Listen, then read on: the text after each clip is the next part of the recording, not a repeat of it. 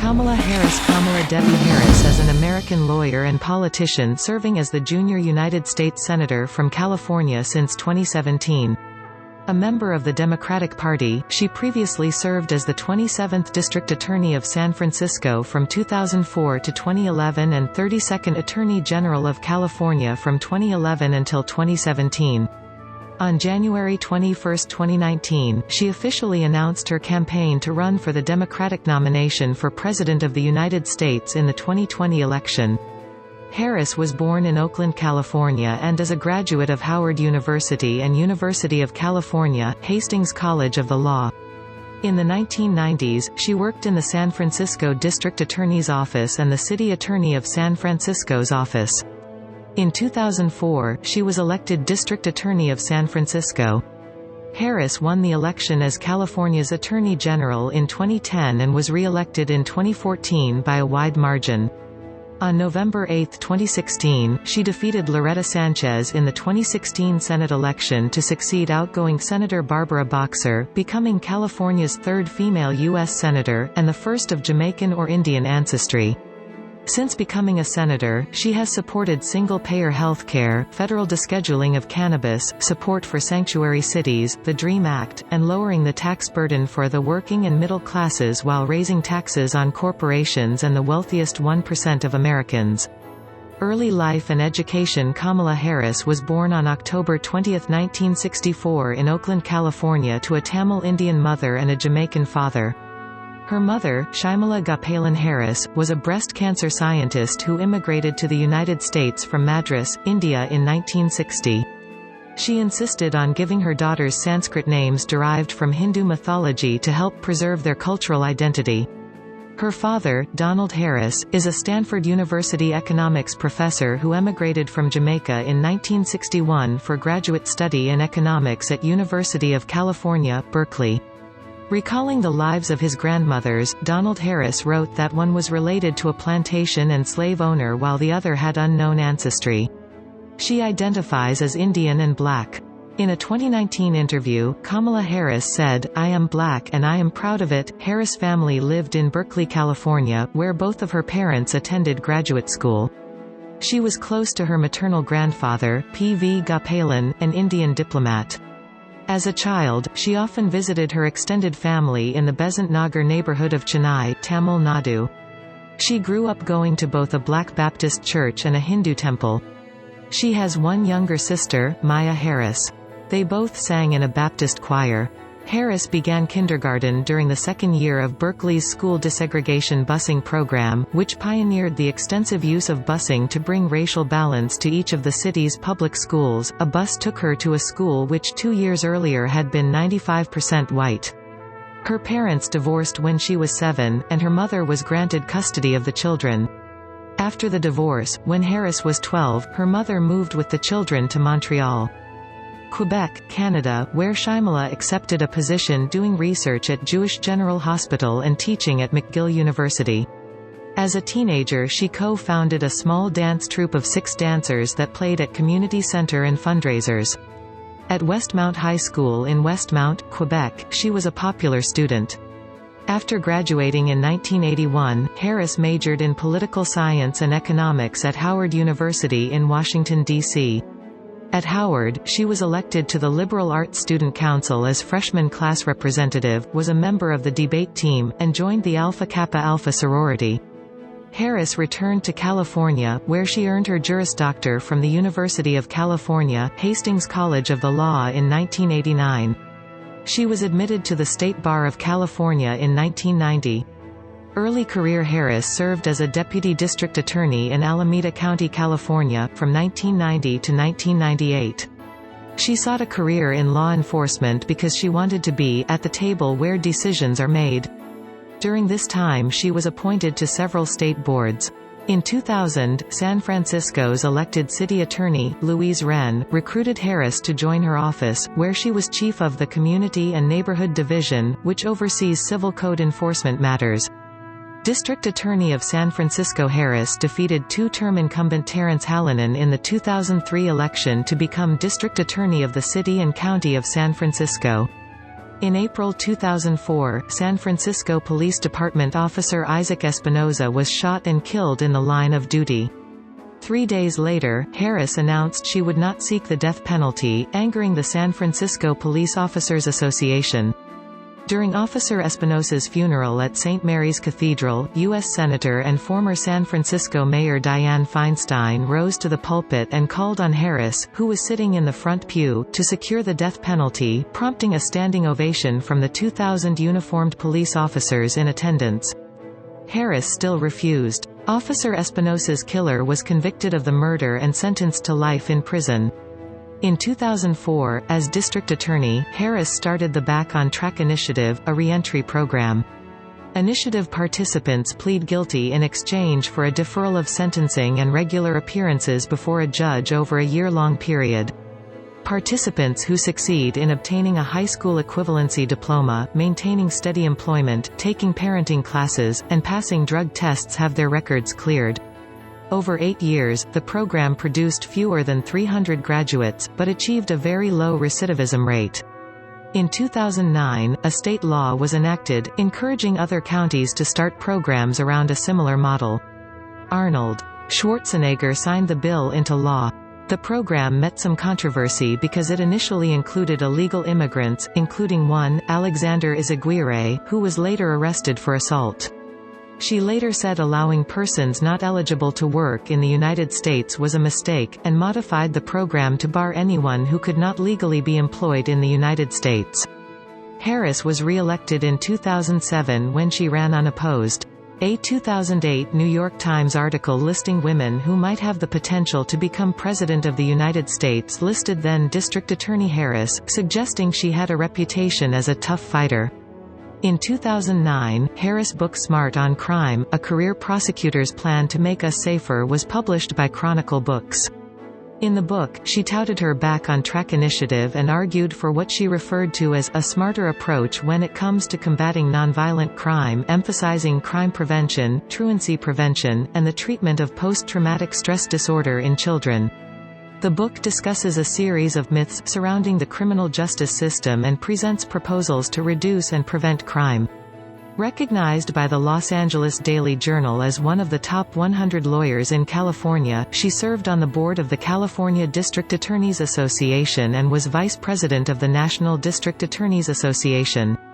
In 2013, the San Francisco Weekly reported that the San Francisco Police Department and Harris office shielded Abraham H. Guerra Sr., a high-ranking member of the Norte O gang, from returning to prison due to parole violations because Guerra was an informant who provided authorities with information.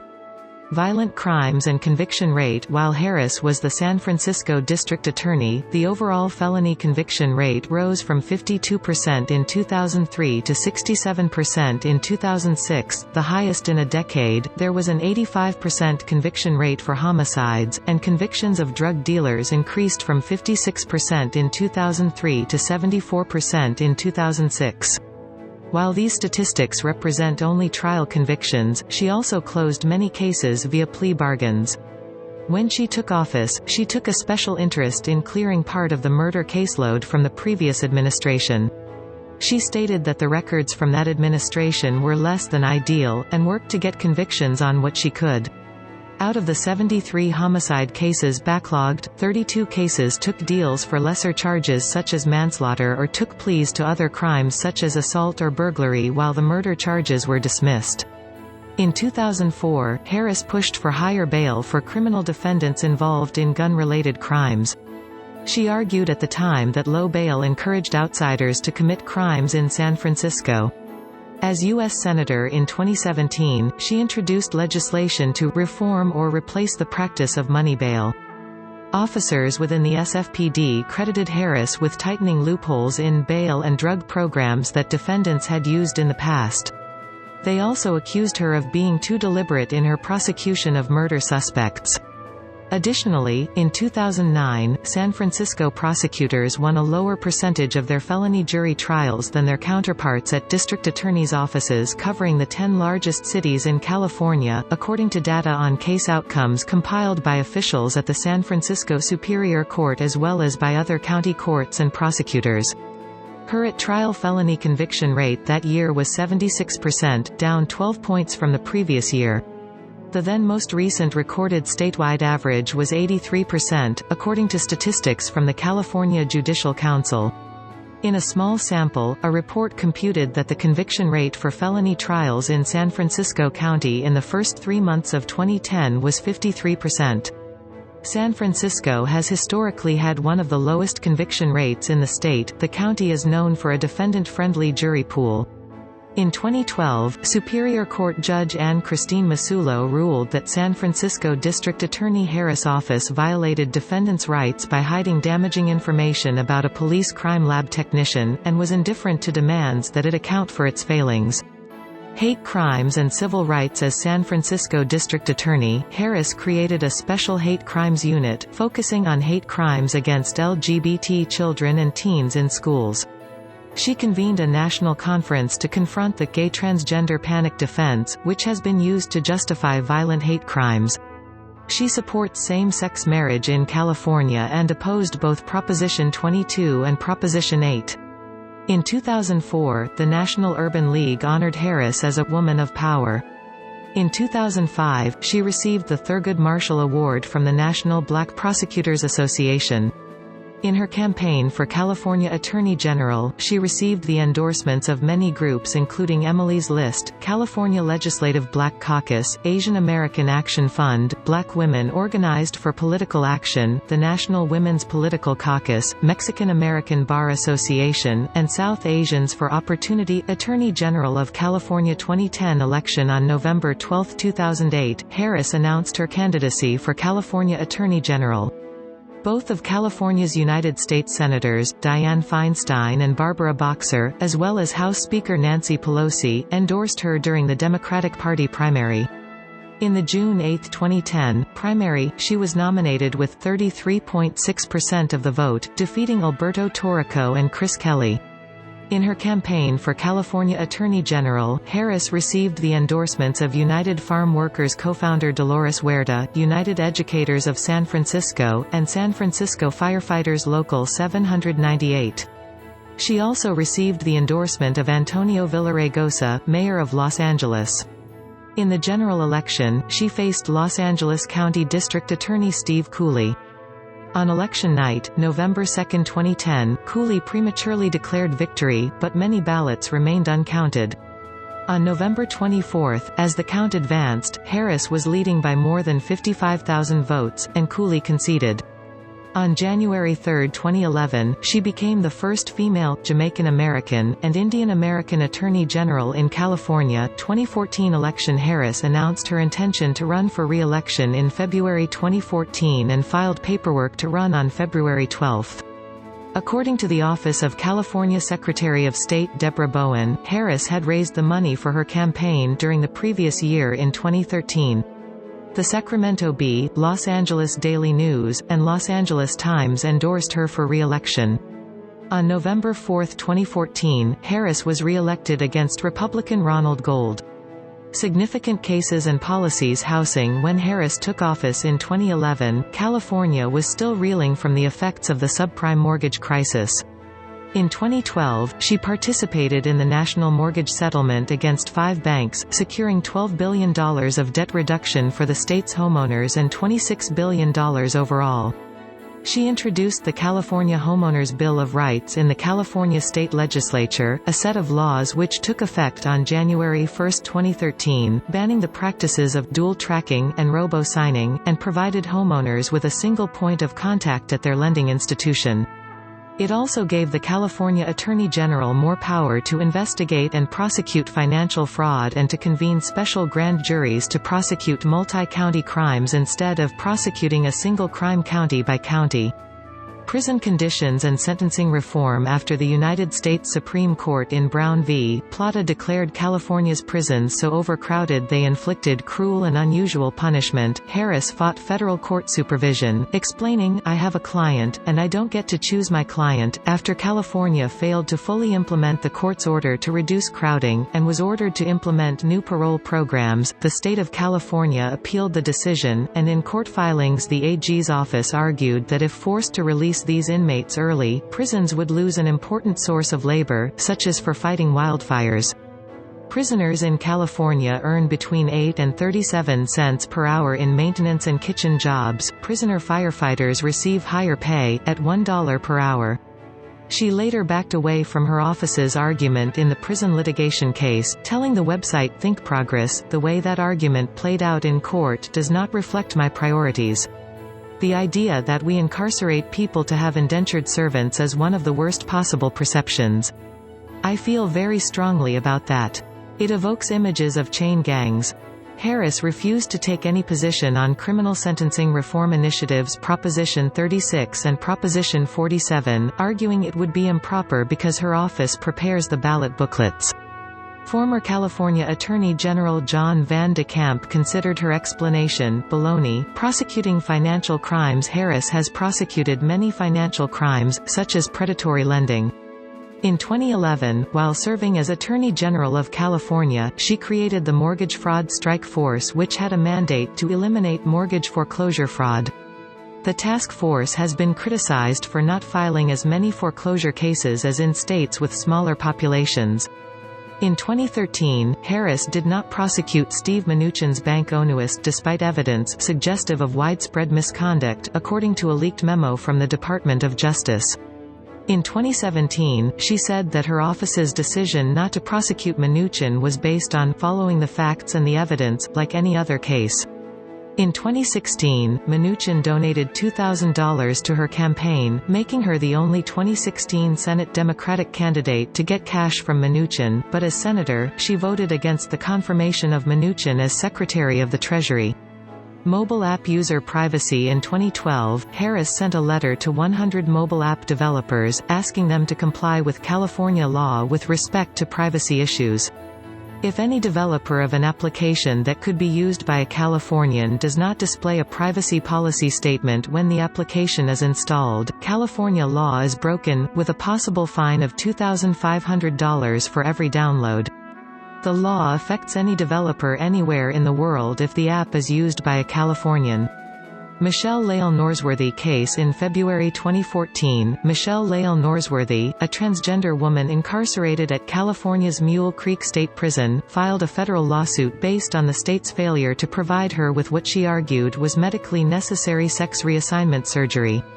In April 2015, a federal judge ordered the California Department of Corrections and Rehabilitation to provide Norsworthy with SRS, finding that prison officials had been deliberately indifferent to her serious medical need. Harris, representing CDCR, challenged the order in the Ninth Circuit Court of Appeals. She argued that Norsworthy has been receiving hormone therapy for her gender dysphoria since 2000, and continues to receive hormone therapy and other forms of treatment, and that there is no evidence that Norsworthy is in serious, immediate physical or emotional danger.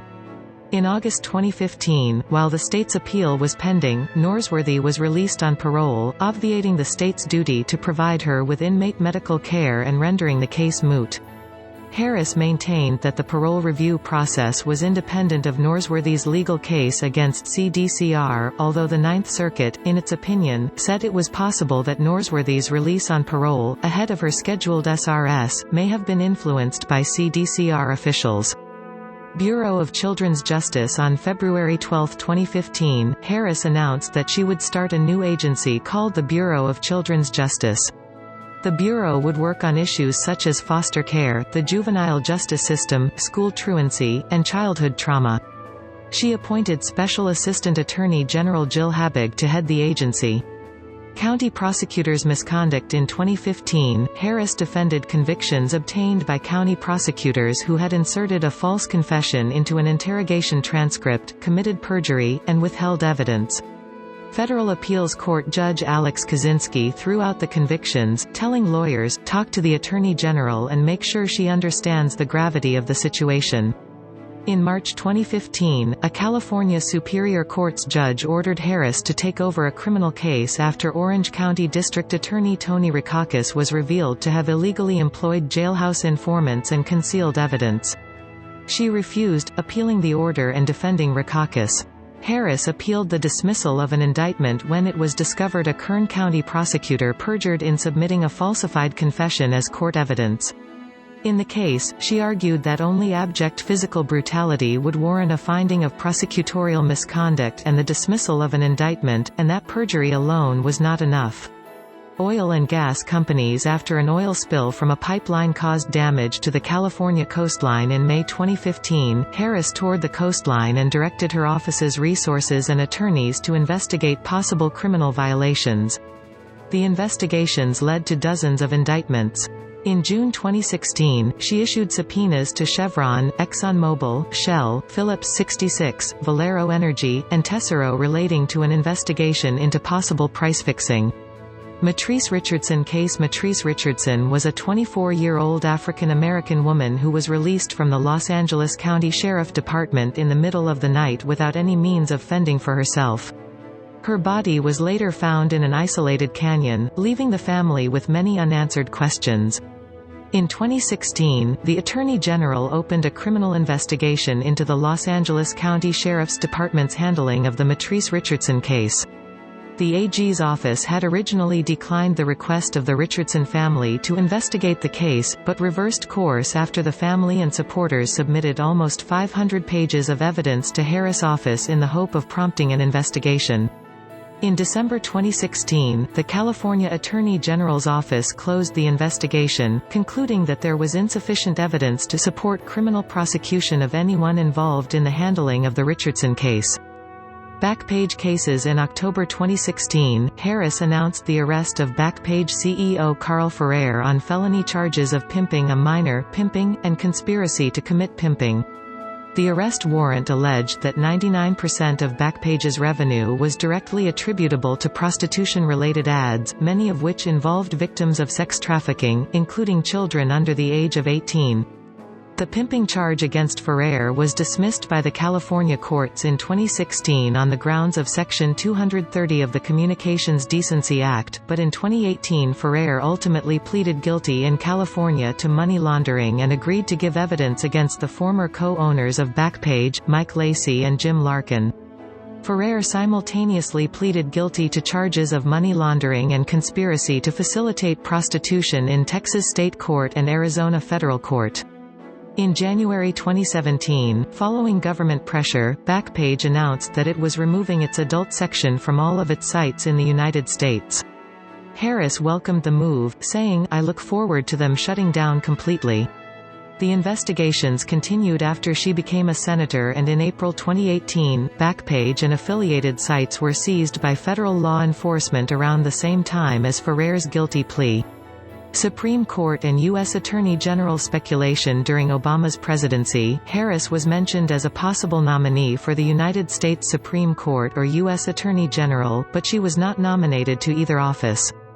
U.S. Senate 2016 election. After Senator Barbara Boxer announced her intention to retire from the United States Senate at the end of her term in 2016, after which she would have served as California's junior senator for 24 years, Harris was the first candidate to declare her intention to run for Boxer's Senate seat. Media outlets reported that she would run for Senate on the same day that Gavin Newsom, California's lieutenant governor and a close political ally of Harris, announced he would not seek to succeed Boxer. She officially announced the launch of her campaign on January 13, 2015. After holding a flurry of fundraisers in both California and Washington, D.C., Harris was reported to have raised $2.5 million for her campaign.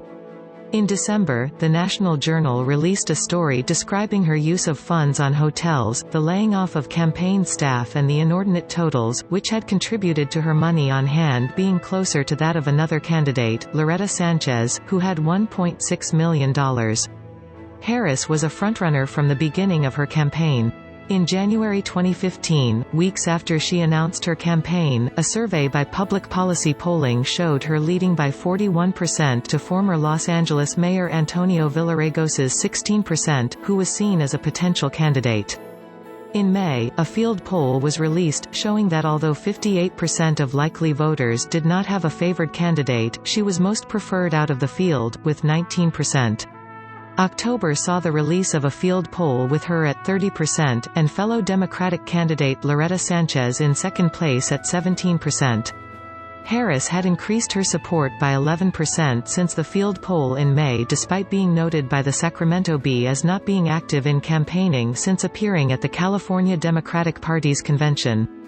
In late February 2016, the California Democratic Party voted at its state convention to endorse Harris, who received 78% of the vote, 18% more than the 60% needed to secure the endorsement. The party endorsement did not secure any candidate a place in the general election, as all candidates would participate in one primary election in June, after which the top two candidates from any party would advance to the general election.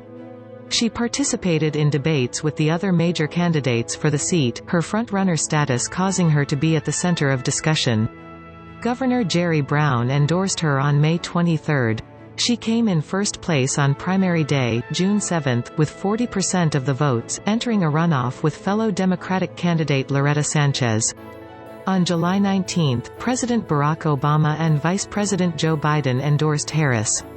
In the June 2016 primary election, with results detailed at the county level, Harris won 48 of 58 counties.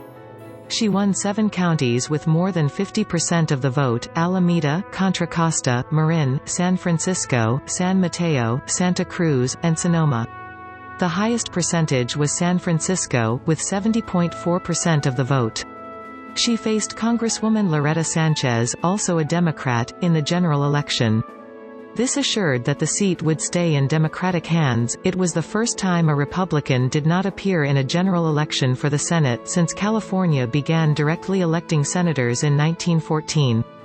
In the November 2016 election, Harris defeated Sanchez with 62% of the vote, carrying all but 4 counties. Following her victory, she promised to protect immigrants from the policies of President-elect Donald Trump.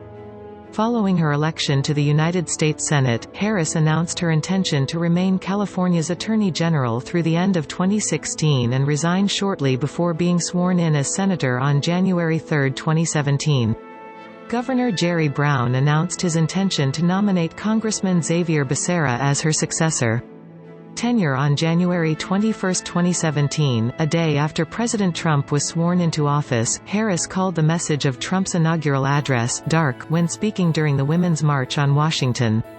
On January 28, after Trump signed Executive Order 13,769, barring citizens from several Muslim-majority countries from entering the U.S. for 90 days, she condemned the order and was one of many to describe it as a Muslim ban. When John F. Kelly was White House Chief of Staff, she called him at home to gather information and push back against the contentious executive order. In early February, Harris spoke in opposition to Trump's cabinet picks Betsy DeVos, for Secretary of Education, and Jeff Sessions, for United States Attorney General. Later that month, in her first speech on the Senate floor, she spent 12 minutes critiquing Trump's immigration policies. In early March, she called on Attorney General Sessions to resign, after it was reported that Sessions spoke twice with Russian ambassador to the United States Sergei Kislyak. On March 14, she claimed repealing the Affordable Care Act would send the message of health care's being a privilege rather than a civil right. In a May 2017 interview, Harris criticized Republican Representative Raul Labrador for saying that no one dies due to lack of access to health care. On June 7, 2017, Harris garnered media attention for her questioning of Rod Rosenstein, the Deputy Attorney General, over the role he played in the May 2017 firing of James Comey, the director of the Federal Bureau of Investigation.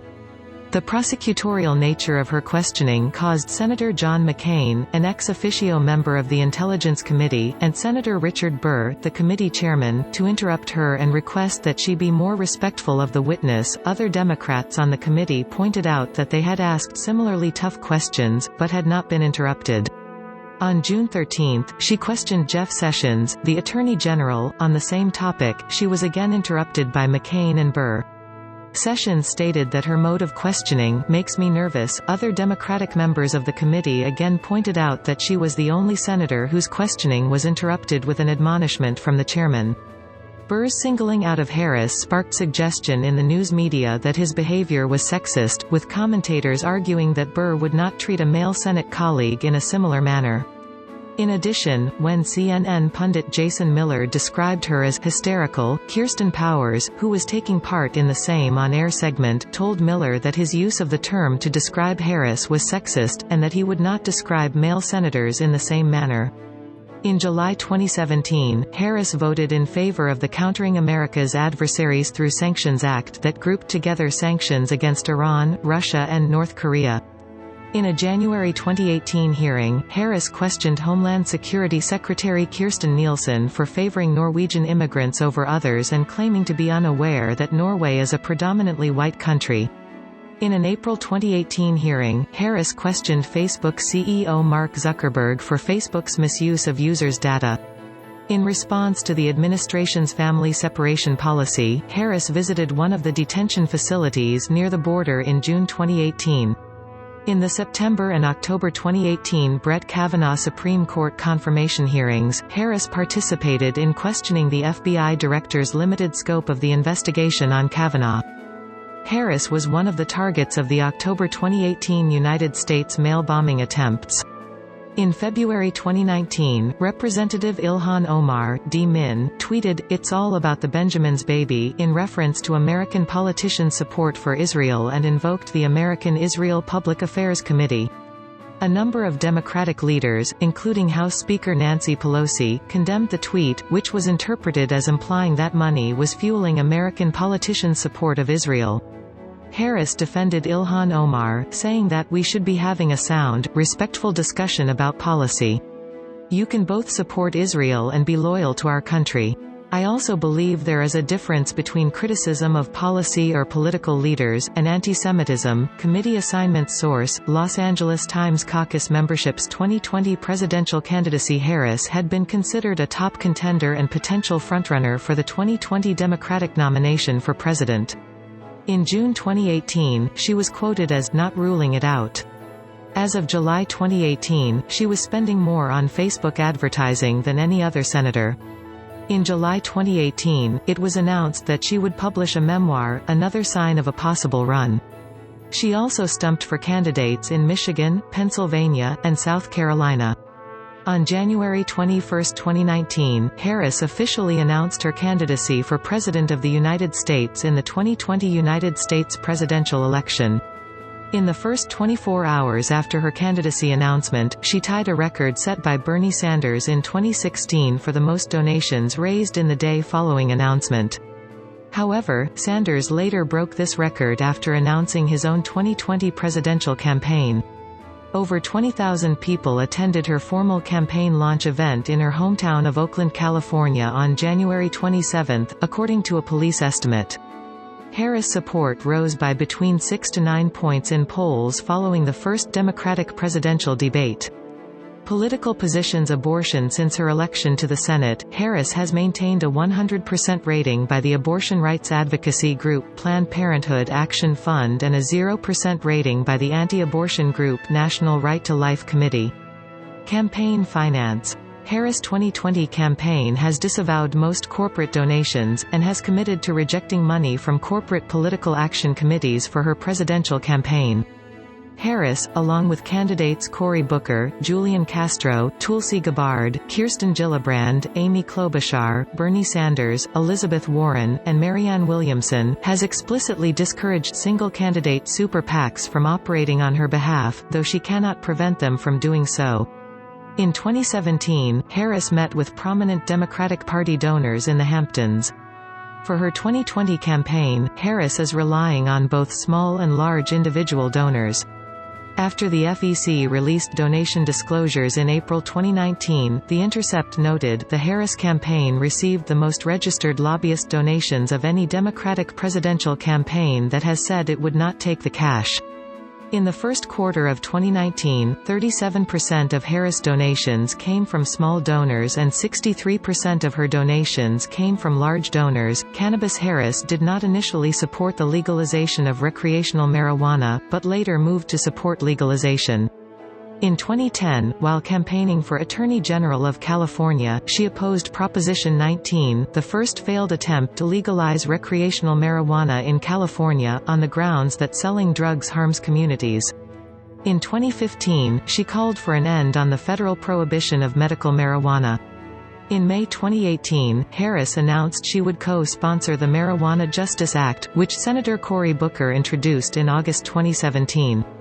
The legislation would eliminate marijuana's status as a Schedule I drug under the Controlled Substance Act. The move would also require federal courts to automatically expunge earlier federal marijuana convictions related to use or possession and would establish a grant program aimed at incentivizing the expungement and sealing of state convictions for marijuana possession. Death penalty. Harris is opposed to the death penalty, but has said that she would review each case individually. Her position was questioned in April 2004, when SFPD officer Isaac Espinoza was murdered in the Bayview district. She announced that she would not seek the death penalty for the man accused of his killing.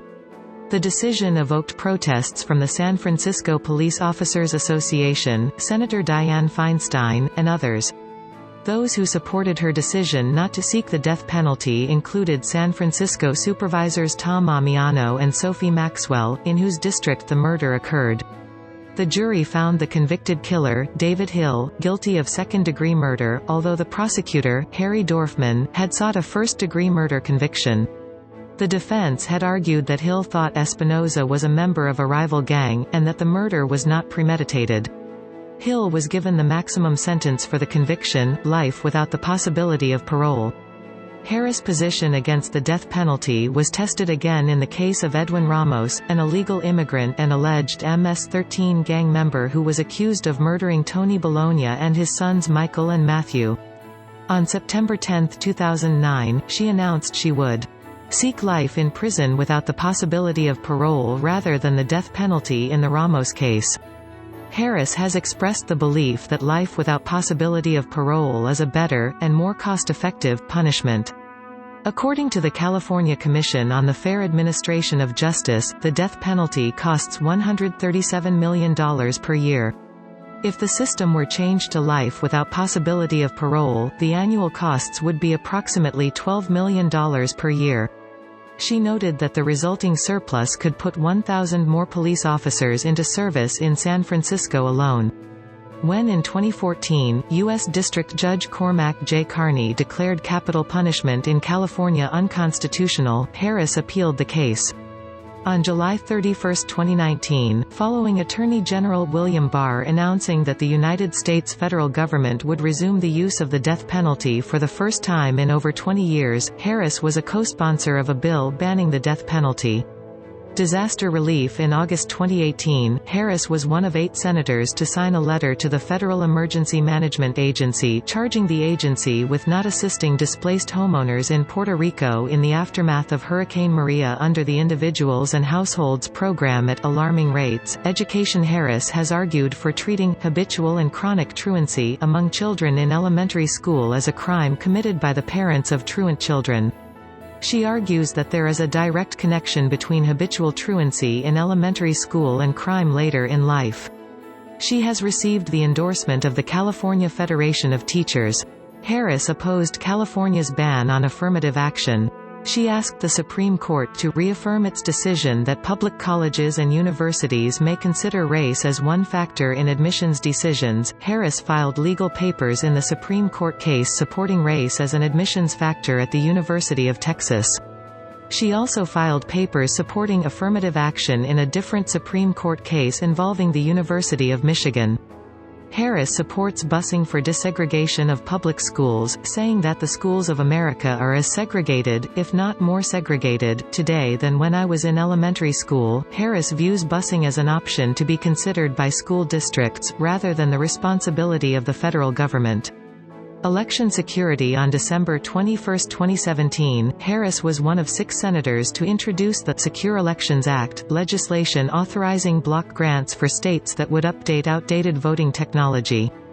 The act would also create a program for an independent panel of experts to develop cybersecurity guidelines for election systems that states could adopt if they choose, along with offering states resources to implement the recommendations. Environment. During her time as San Francisco District Attorney, Harris created the Environmental Justice Unit in the San Francisco District Attorney's Office and prosecuted several industries and individuals for pollution, most notably U-Haul, Alameda Publishing Corporation, and the Costco Busan oil spill. She also advocated for strong enforcement of environmental protection laws. In October 2017, Harris was one of 19 senators to sign a letter to Administrator of the Environmental Protection Agency Scott Pruitt questioning Pruitt's decision to repeal the Clean Power Plan, asserting that the repeal's proposal used mathematical sleights of hand to overstate the costs of industry compliance with the 2015 rule and understate the benefits that will be lost if the 2017 repeal is finalized, and science denying and math fabricating would fail to satisfy the requirements of the law, nor will it slow the increase in frequency and intensity of extreme weather events, the inexorable rise in sea levels, or the other dire effects of global warming that our planet is already experiencing. In September 2018, Harris was one of 8 senators to sponsor the Climate Risk Disclosure Act, a bill described by co-sponsor Elizabeth Warren as using market forces to speed up the transition from fossil fuels to cleaner energy, reducing the odds of an environmental and financial disaster without spending a dime of taxpayer money. She stated that her goal would be achieving 100% of U.S. electricity from renewable energy sources, and that she supports a Green New Deal, an idea made popular by first-term Congresswoman Alexandria Ocasio-Cortez, because climate change is an existential threat to all of us. In November 2018, Harris was one of 25 Democratic senators to co-sponsor a resolution specifying key findings of the Intergovernmental Panel on Climate Change Report and National Climate Assessment. The resolution affirmed the senators' acceptance of the findings and their support for bold action toward addressing climate change. On July 29, 2019, Harris and Ocasio-Cortez introduced the Climate Equity Act, a bill that would lay out steps for Congress and the White House on how to go about guaranteeing policies that composed a future Green New Deal protect the health and economic well-being of all Americans for generations to come. Referring to climate change as an existential threat, Harris noted cutting emissions and ending American reliance on fossil fuels were not enough and cited the need that communities already contending with unsafe drinking water, toxic air, and lack of economic opportunity are not left behind. Foreign policy. In April 2017, responding to the Khan Sheikhan chemical attack, Harris charged Syrian President Bashar al-Assad with attacking Syrian children, and stated the clear fact that President Assad is not only a ruthless dictator brutalizing his own people, he is a war criminal the international community cannot ignore. She called on President Trump to work with Congress on his administration's lack of clear objectives in Syria and articulate a detailed strategy and path forward in partnership with our allies. In 2017, Harris gave a public address to AIPAC attendees. She said, "I believe Israel should never be a partisan issue, and as long as I'm a United States Senator, I will do everything in my power to ensure broad and bipartisan support for Israel's security and right to self-defense." She has opposed the boycott, divestment and sanctions movement targeting Israel. She was a co-sponsor of a Senate resolution expressing objection to the UN Security Council Resolution 2334, which condemned Israeli settlement building in the occupied Palestinian territories as a violation of international law. At the AIPAC conference, she said that the first resolution I co-sponsored as a United States Senator was to combat anti-Israel bias at the United Nations. She also supported a Senate resolution celebrating the 50th anniversary of the reunification of Jerusalem. In late 2017, she traveled to Israel, where she met with Israeli Prime Minister Benjamin Netanyahu. In October 2017, Harris condemned the genocide of the Rohingya Muslim minority in Myanmar and called for a stronger response to the crisis. In February 2018, Harris was one of 18 Democratic senators to sign a letter to Trump stating that he lacked the authority to launch a preemptive strike against North Korea without authorization from Congress. The letter stated, without congressional authority, a preventative or preemptive U.S. military strike would lack either a constitutional basis or legal authority. In 2018, after Trump announced the United States was withdrawing from the Joint Comprehensive Plan of Action, Harris released a statement saying the decision jeopardizes our national security and isolates us from our closest allies, while calling the Joint Comprehensive Plan of Action the best existing tool we have to prevent Iran from developing nuclear weapons and avoid a disastrous military conflict in the Middle East. In late 2018, she voted to withdraw U.S. military aid for Saudi Arabia's war in Yemen. She also backed a resolution blaming Saudi Crown Prince Mohammed bin Salman for the murder of dissident journalist Jamal Khashoggi in the Saudi Arabian consulate in Istanbul. Harris supported the Iran nuclear deal to prevent Iran from acquiring weapons of mass destruction. In December 2018, after Secretary of State Mike Pompeo announced the Trump administration was suspending its obligations in the Intermediate Range Nuclear Forces Treaty in 60 days in the event that Russia continued to violate the treaty, she was one of 26 senators to sign a letter expressing concern over the administration now abandoning generations of bipartisan U.S. leadership around the paired goals of reducing the global role and number of nuclear weapons and ensuring strategic stability with America's nuclear-armed adversaries, and calling on Trump to continue arms negotiations. Harris voted in favor of a $675 billion defense budget bill for the 2019. She said that North Korea is one of the most serious security threats. In February 2019, after former acting FBI Director Andrew McCabe claimed that President Trump believed the claims of President of Russia Vladimir Putin over U.S. intelligence agencies' reports on the subject of North Korea's missile capabilities, she told reporters, the idea that the President of the U.S. would take the word of the head of Russia over the intel community is the height of irresponsibility and shameful. Guns. Harris earned an F rating from the National Rifle Association for her consistent efforts supporting gun control. While serving as district attorney in San Francisco, Harris, along with other district attorneys, filed an amicus brief in District of Columbia v. Heller arguing that the Washington, D.C. gun law at issue did not violate the Second Amendment. In her second term as district attorney, she said that getting guns off the streets was a priority. During her run for Senate, Harris was endorsed by former U.S. Representative Gabby Giffords, who had been shot in Tucson in 2011. She was also endorsed by the Brady campaign to prevent gun violence. In response to the 2017 Las Vegas shooting, Harris supported the call for more gun control. Saying that she believed that thoughts and prayers are inadequate answers to the shooting, she stated that, "We must also commit ourselves to action." Another moment of silence won't suffice. Harris owns a gun for personal safety, as she was a career prosecutor. Health care. On August 30, 2017, Harris announced at a town hall in Oakland that she would co-sponsor fellow Senator Bernie Sanders' Medicare for All bill, supporting single-payer health care. In April 2018, Harris was one of 10 senators to sponsor the Choose Medicare Act, an expanded public option for health insurance that also increased Obamacare subsidies and rendered individuals with higher income levels eligible for its assistance. In December 2018, Harris was one of 42 senators to sign a letter to Trump administration officials Alex Azar, Seema Verma, and Steve Mnuchin arguing that the administration was improperly using Section 1332 of the Affordable Care Act to authorize states to increase health care costs for millions of consumers while weakening protections for individuals with pre-existing conditions.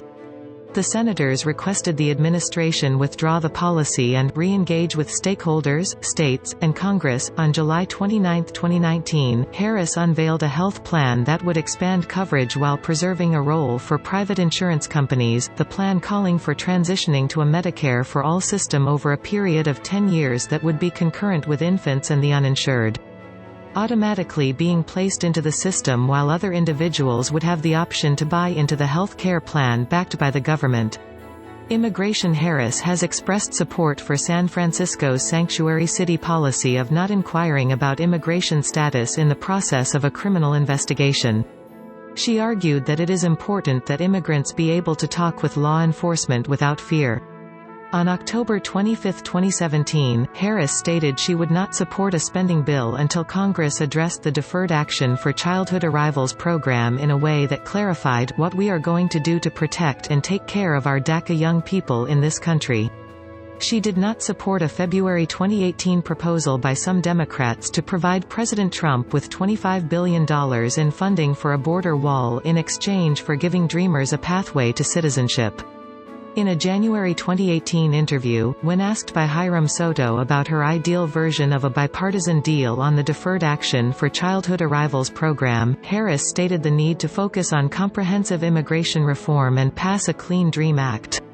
In April 2018, Harris was one of 5 senators to send a letter to Acting Director of ICE Thomas Homan on standards used by the agency when determining how to detain a pregnant woman, requesting that pregnant women not be held in custody unless under extraordinary standards after reports that ICE has failed to provide critical medical care to pregnant women in immigration detention, resulting in miscarriages and other negative health outcomes.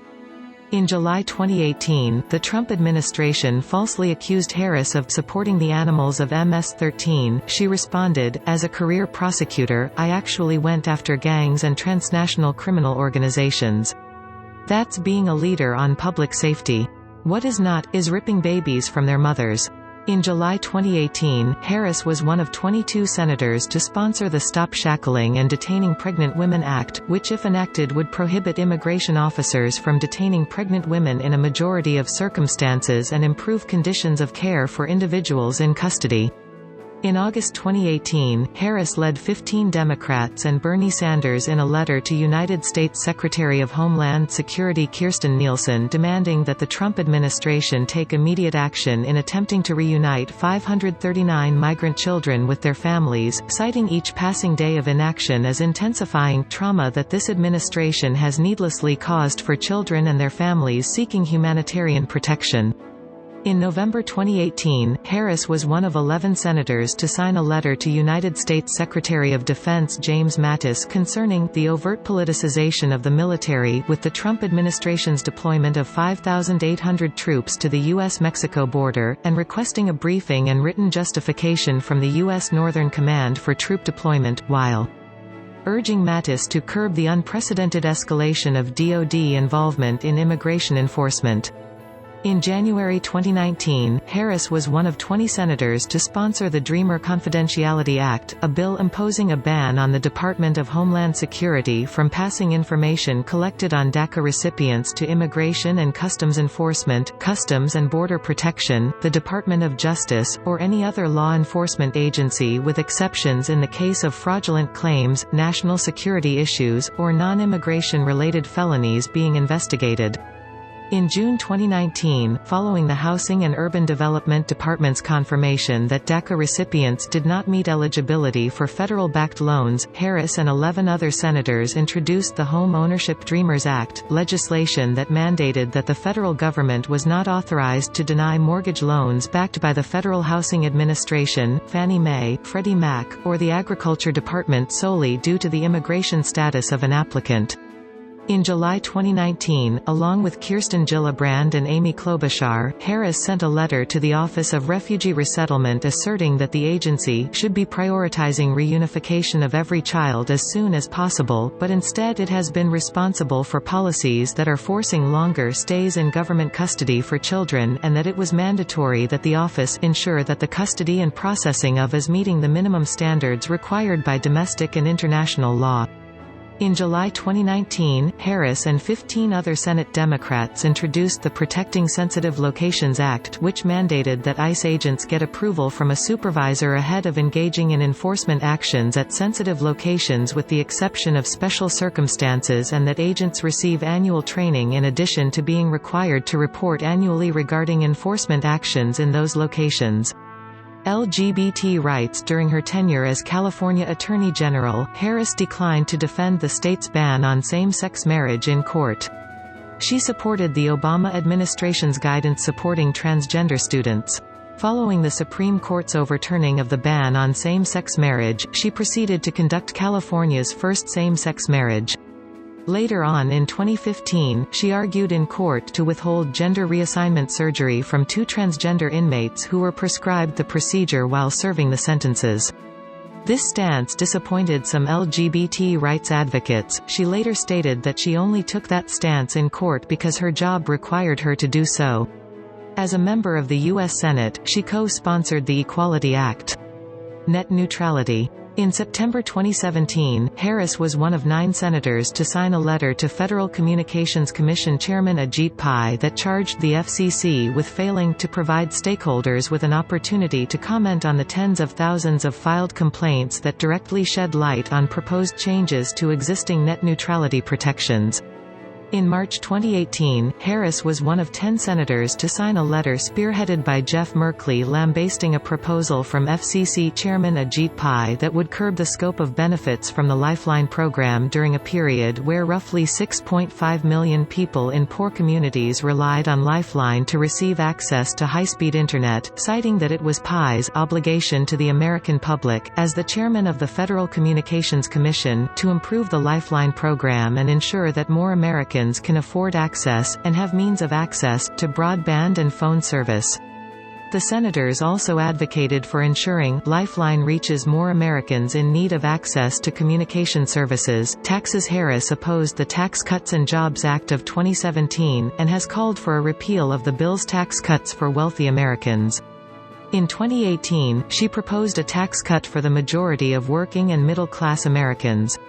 An analysis by the Nonpartisan Tax Policy Center estimated that the bill would reduce federal revenue by $2.8 trillion over a decade. She proposed to pay for the tax cuts by repealing tax cuts for wealthy Americans and by increasing taxes on corporations. Voting rights. In May 2019, Harris attributed the 2018 gubernatorial losses of Stacey Abrams and Andrew Gillum, in both Georgia and Florida, to voter suppression. Electoral history. Personal life. Harris is married to California attorney Douglas Emhoff, who was at one time partner in charge at Venable LLP's Los Angeles office. Emhoff is Jewish. They married on August 22, 2014, in Santa Barbara, California. The Washington Post reported their 2018 income as $1.9 million. Her sister is Maya Harris, an MSNBC political analyst, and her brother-in-law is Tony West, general counsel of Uber and a former United States Department of Justice senior official. She has 2 adult stepchildren. In the mid-1990s she dated Speaker of the California State Assembly Willie Brown, who appointed her to paid positions at the Unemployment Insurance Appeals Board and the California Medical Assistance Commission. She has received honorary degrees from Howard University, the University of Southern California, and Howard University. She identifies as a Baptist. Publications. Harris has written 2 nonfiction books and 1 children's book. She also wrote the entry for Christine Blasey Ford when Ford was named one of the Time 100 people in 2019.